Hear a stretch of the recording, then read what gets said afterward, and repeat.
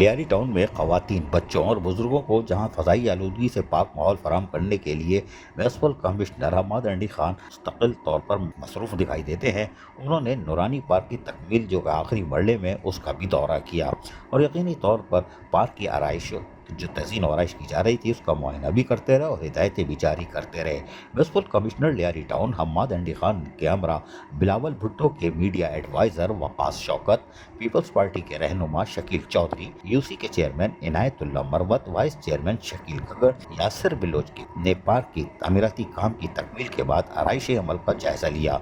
मुबादला मुशावरत कभी की गई। इस मौके पर फैसला किया गया कि पार्क का बाकायदा इफ्तिताह 3 मई को कर दिया जाएगा। इस सिलसिले में म्युनिसिपल कमिश्नर हम्माद अंडी खान ने वाज़ेह तौर पर हिदायतें जारी कर दी हैं कि पार्क की तज़ीन और आराइश के काम को जितना बेहतर कर सकते हैं वो करें, ताकि ख़वातीन, बच्चों और बुजुर्गों को इस लोड शेडिंग के दौर में एक फ़ज़ाई आलूदगी से पाक माहौल फराहम किया जा सके और 3 मई को बाकायदा इसका इफ्तिताह भी यकीनी बनाया जाए।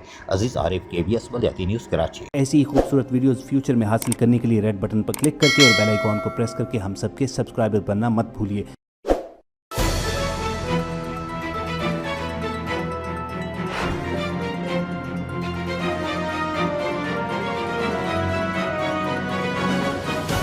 KBS बलदियाती न्यूज़।